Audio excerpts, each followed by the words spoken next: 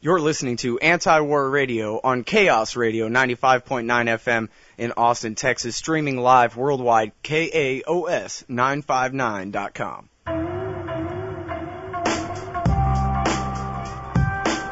As the American Bill of Rights disappears, the state and TV do all they can to remind us of the ubiquitous terrorist threat.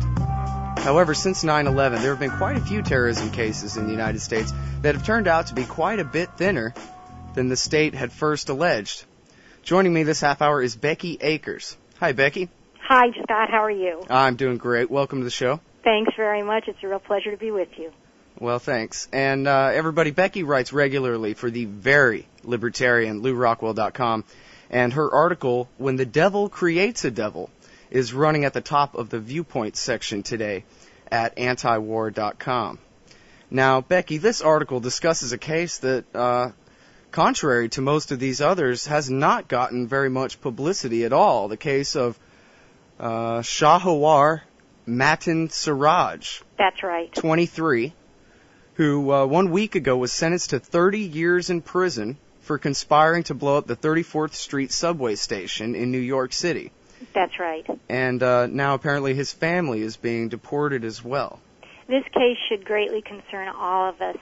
First of all, there's the humanitarian interest of here's a young man and his family who've been totally demolished by the U.S. government. Secondly, it should concern us for our own safety. If the government can do this to an immigrant family with very little resources and very little armor against the government, what can they do to the rest of us? Yes, we may have a little more resources than they do. We may be able to hire better attorneys, or we may know people, but still, this is really showing us the government's powerful fist and how it could be aimed against all of us. Our families, too, could be rounded up once we're arrested for whatever reason. And remember, used to be that you had to do something pretty drastic to be arrested. Thanks to the Patriot Act and much of the other legislation that's been passed since 9/11, many of us are now criminals. And don't even know it, perhaps. You may not even know it. Many of us could have already been searched. Our files, our computer can be searched, our home can be ransacked, and the cops no longer have to tell us. In fact, you can be penalized for divulging as a librarian that your client's records have been requested by the feds. So all of us are targets in this, and, government always starts off with the helpless among us and preys on them. That's what's happened with this family. Well, now, these are very serious charges. I mean... yes, they are. We're talking about allegedly, I guess we're not supposed to say allegedly, he's been convicted, a plot to bomb a subway station in New York City. That's right. Basically what happened was, this is a young guy, he was an immigrant in his early 20s. From Pakistan. He was living in Queens and working at his uncle's Islamic bookstore in Brooklyn. Not surprisingly, he would talk politics with others in the store, other customers who came in and the staff and everything. He met an older man in his 50s who took a real interest in him. And this guy would even drive him home from the store from Brooklyn to Queens. Now, that's a big deal. For those of you who don't live in New York City, it's, there are no direct trains that go from Brooklyn to Queens, and there are very few buses as well. So it's a very long trip, even though they're just next door. You've got to basically make a huge, enormous U, and it can take hours. If you're in a car, it takes 20 or 40 minutes, depending on traffic. So, again, this may seem a very small thing. He gave him a ride home, but if you live in New York, you know what that involves. He would take him to the mosque that was next door to his uncle's bookstore to pray, and apparently Siraj had not gone to this mosque before. Now, I've read conflicting reports about this. In fact, much of what I'm telling you, depending on what source you're consulting, it's going to vary slightly. So he would take him to the mosque to pray. He even offered him a ticket home to Pakistan so that Siraj could find a wife. So at any rate, this guy is also holding himself out to be a real expert in Islam.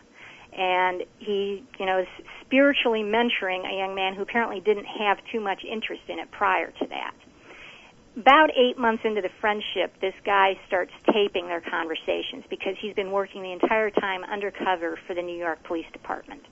And he's been striking up this friendship and taking such an interest in Siraj simply because the police department decided this young man was a threat and a terrorist, and they set out to find evidence of that.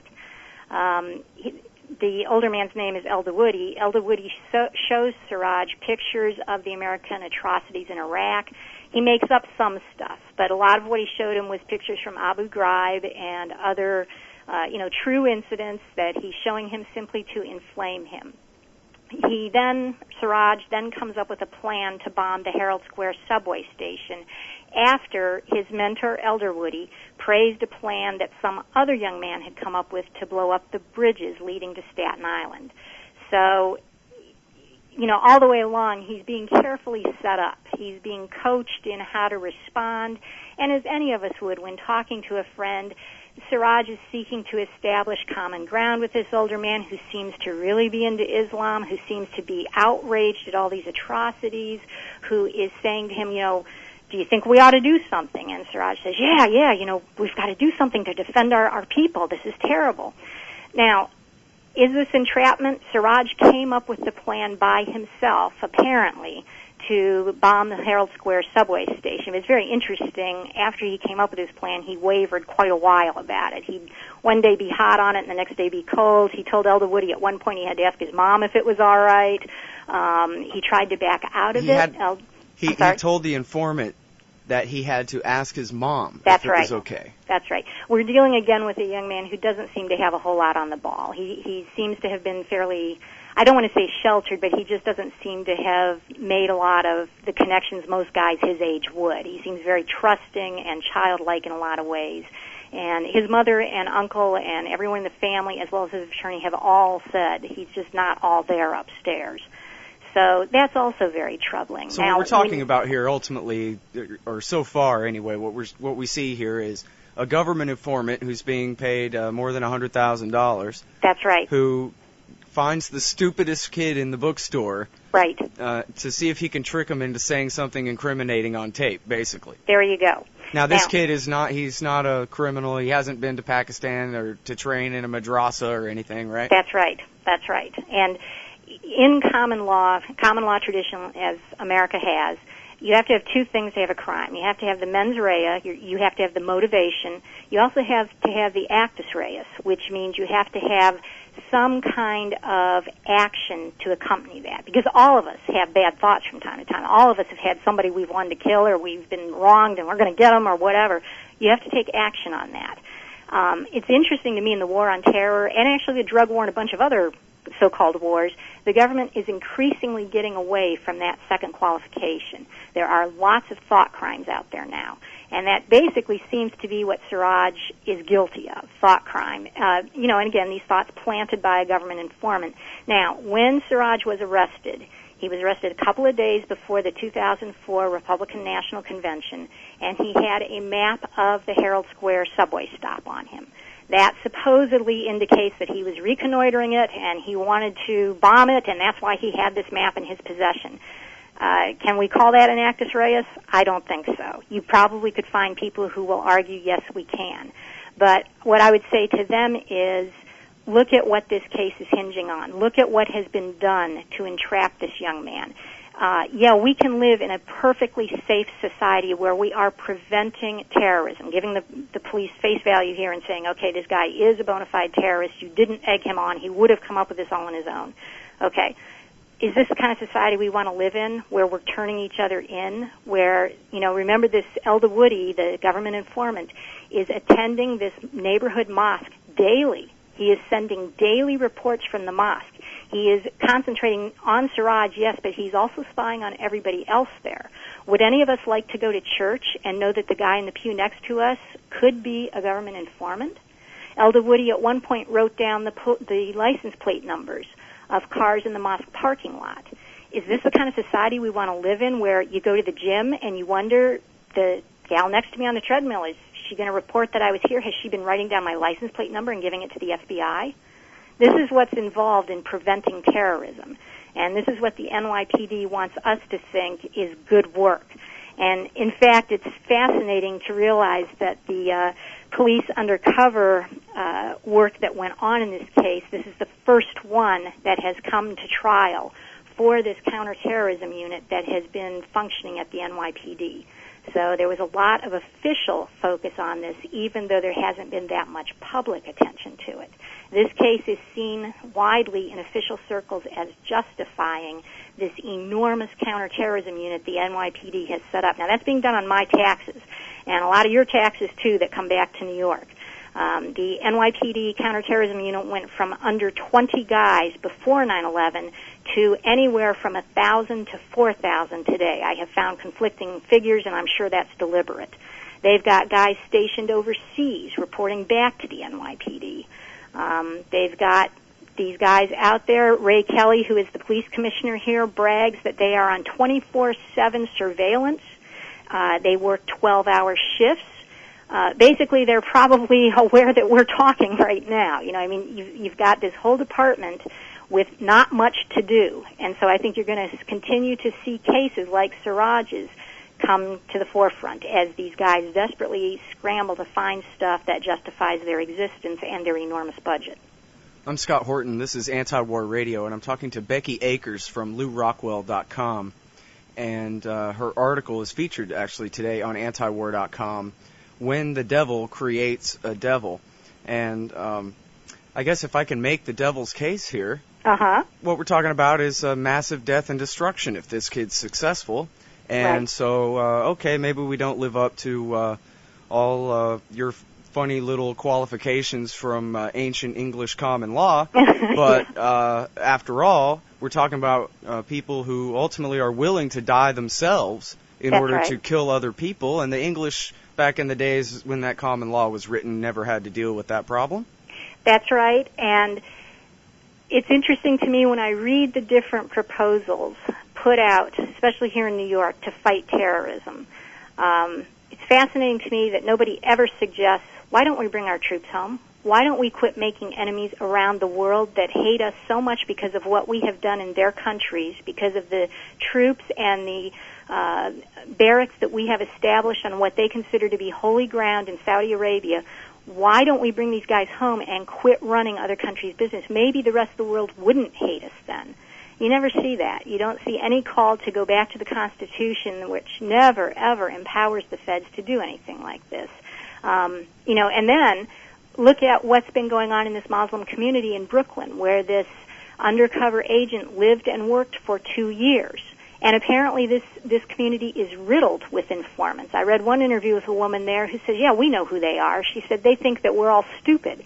They think we don't notice they come here and move in suddenly. They have no family. They have no friends, and yet they're just there at the mosque all the time. Now, what does that do to immigrants who are here? They've fled persecution in their country. They have fled police informants in their country. They come here, and they think they're in a free country, and boom, they've got the same stuff all over again. So you talk about why these guys want to kill us, and they're willing to do it. They want to do it so badly, they're willing to die for it. Why would that be? Is it possible that we are bringing that on? Oh, I think it's just a poisonous misinterpretation of Islam. Oh, that could well be. I'm not an Islamic scholar, and I'm not going to argue. You know, I've read arguments both ways on that. And well, I was just kidding. It's clearly the foreign policy. Yeah, to me, I just don't see how anybody. I mean, think if we had a bunch of Islamic soldiers here in this country, if we had Islamic soldiers in our churches and synagogues, what would we think of Islam? And then we wonder why these people hate us. What we need to do is get back to the Constitution that does not authorize the federal government to regime change or to interfere in other countries' business. And we need to realize that as long as we do that, we're going to be paying the price for it. Now, you implied something a little bit earlier there when you talked about the New York Police Department's counterterrorism unit. Right. You almost seemed to be implying that rather than being disinterested, adjudicators of justice and so forth, oh, right. that these people actually have their own motivations and interests? They absolutely do. And any government does. I don't mean to single just them out. Any government anywhere in the world does. I think that's one thing where Americans are extremely naive. We seem to think that because we've been fed this pablum about how we vote for our officials and we're a democracy, which of course everyone knows is untrue, somehow our government is different from all the others. But it isn't. Government is always force. No matter what time we're talking about in history, no matter what country we're talking about, government is in its essence force, and it is force brought against those people who don't go along with what the rulers say. So for us to think that we're somehow blessed with a democratic government, it's like, look at what your government just did to this family. The son is basically put away for 30 years. His family is going to be deported. And that, again, is a real warning sign of what's going to start regularly happening. And all of us should be terrified by this, because this has been a prohibition in common law for centuries. You don't punish a family. If there is a criminal in the family, if somebody has murdered in that family, you take that person. You don't go after the family and extirpate the whole family. That's what the government has done in this case. And actually, in your article, you quote biblical verses to that effect, right? That's absolutely right. This has been, throughout Western history, this has been a prohibition that the person bears their own wickedness, their own sin, and they take that penalty on themselves. But it's not extended under any system of justice to a family. And that's actually embedded in the American Constitution itself. I guess the only crime that they contemplate where a family would be punished is the crime of treason, and they say specifically in there that you cannot punish anyone else in the family or seize any property or anything else. That's absolutely right. And in fact, I wanted to bring that into the article, but it isn't quite exactly what I was talking about, but it is a fascinating corollary. In English law, if somebody were convicted of treason, that person's property could be taken from them, and their family was not allowed to inherit it or to get it back. Well, obviously, King saw a very quick way to get rich here, so not surprisingly, there were tons and tons of treason cases being brought, and a lot of the nobility was being deprived, and other people, too, being deprived of their land. So that eventually was prohibited in England, and it made its way into the American Constitution as well, that when somebody is convicted of treason, that person's property may not be taken away, and the family's property may not be taken away from them. I'm sorry, the person's property can be. Like if I own a house, my house can be taken by the government, but my father's house cannot be. So it's not exactly the same, but the principle is there. You don't go after a family when one person has committed a crime. So again, giving the government face value. Let's say that this kid is as dangerous as they want us to think he is. Let's say he was just a day from blowing up the Herald Square subway stop. You still don't go after his parents and his sister. Send them back to Pakistan, where they are going to be tortured and persecuted, most likely. The family apparently belongs to a sect of Islam that's considered very secular in Pakistan, and that is originally why they came to this country, because they had already been persecuted. Isn't that an interesting irony? You point that out in your article, that this family was run out of Pakistan for being too secular. That's right. That's right. And they come here, and the son is entrapped for being too Islamic. Right. Yes, this case abounds in irony all the way around, but and it's easy to get caught up in all this irony, but again, we need to remember what this says about the federal government, about New York City government, about how out of control both are, and about what can happen to all of us, because eventually the war on terror is going to run out of Muslim Americans. They'll either all be in jail or deported, or they'll have left on their own because they'll realize this is just not a place to be. What happens at that point? The government then starts coming after the rest of us. Right, with all the powers that they've gained fighting these other people with strange names. That's right. And we are increasingly seeing government coming after us already at the airports. Most of the people who have been detained by the screeners at airports on various charges, these are all Americans. It's not Muslims. In fact, it's a riot. I get tons of email from people outraged at the Americans who are being detained instead of the Muslims. They apparently want the screeners only to screen Muslim passengers, and I sit there and just shake my head and think, don't you see what you're saying? They're not going to screen just Muslim passengers. Any kind of right deprivation like this is going to be visited on all of us. It doesn't get confined. Right, and now I know from your excellent articles for LouRockwell.com and from previous answers in this interview that you are very familiar with Old English common law and the American Constitution and that sort of thing. So I wanted to bring up another thing that was mentioned in one of the articles you linked to about the case of this young man, Siraj, and that is that the government informant that testified against him Mr. Eldawoody, right, that is in fact not his real name. And I wonder how that bears on the constitutionally protected right of all Americans to be able to face their accusers in court. That's an excellent point. And again, we need to put ourselves in the place of this community. How would we feel if we were invaded this way? If somebody that we had been introduced to and thought of as a friend and knew for several years, all of a sudden we find out everything we're saying, everything we've been doing with this fellow, even where our cars are parked, this is all being reported to the FBI. I mean, this is an absolute outrage. There is no possible way this can be justified by any sense of fairness or any kind of constitutional authority. I've been very amused at the different debates that are going on here in the media in New York, whether or not the cops followed the rules on how to do this. And it's like, do you understand, if you've actually got rules on how to spy on citizens, there's something wrong right there. It doesn't matter if they went by the rules. You step back, look at it, and say, why are we living in a place that's allowing this? What's going on? Well, and now the power is ultimately still in us. In these cases, I'm reminded of, I'm sorry I forget the young man's name, hard to pronounce, hard to memorize, but a guy who worked at a gas station with one of the September 11th hijackers was recently acquitted. His first jury, it was 11-1 to convict him of, I believe, perjury was what they settled on after trying to call him a co-conspirator in the September 11th plot. Right. And there was one juror who adamantly refused to convict this kid. Yes. And so they tried again to prosecute him, and this time he was acquitted altogether. Oh, that's great. And so, I would just consider that, that something for potential occasionally. jurors to put under their hat. And remember, if you vote to acquit somebody, no matter how bad the prosecutor wants you to convict them, they can't do anything to you for voting not guilty if you don't think he's guilty. Yes, that is something for us to keep in mind, but unfortunately most Americans just don't realize this anymore. It's a lot like if a cop stops you.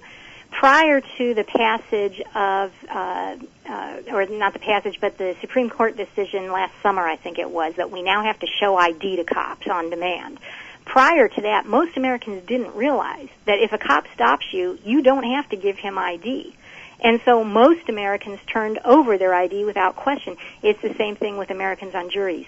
Most Americans no longer understand what the function of a jury is. They think it's simply, I determine guilt or innocence based on what the government tells me. And they don't have your idea, which they should, that, you know what, I can stop injustice. I can stand here and say, no, it's not fair how you entrap this guy. And even if he's guilty, he gets a pass because of what you did to him. That whole idea is just gone. There's a tremendous amount of pressure that's brought to bear on juries to decide in the government's case. One of the things that's fascinating about this case is that the defense wanted to call Raymond Kelly, the police commissioner, and have him testify about how important this case was to him personally as far as establishing the credentials for his department. Now, the judge disallowed that, and that's not uncommon. This often will happen that, a high-ranking government official who could shed light on some aspect of the defense's case is, the defense tries to subpoena the official, and this is almost always denied because the courts are there to protect the state primarily, and we need to understand that, and we need to realize that we should stand up when we're on a jury. Stand up against this. Don't let the government railroad an innocent person. And, another aspect of this, which is very troubling, as far as I can tell, there hasn't been a single real anti-terrorism prosecution in this country post 9/11, except perhaps Moussaoui, although the way that one was prosecuted sure wasn't very serious. But when we look back, there's the Detroit Five. There's the poor entrapped kid and his father from Lodi, California. The so-called Miami plot. That's right. To blow up the Sears Tower, which was all the informant. Right. The Albany people.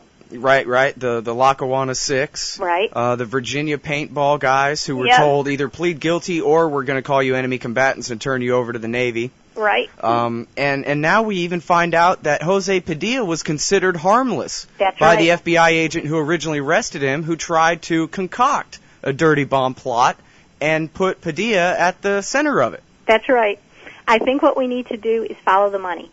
The war on terror is a tremendously expensive proposition, and it's got tons and tons of new bureaucracies to support. When you start putting through a department, the Department of Homeland Security alone, this for the year 2005, cost American taxpayers $47 billion. That's the Department of Homeland Security. That's not talking about the war in Iraq.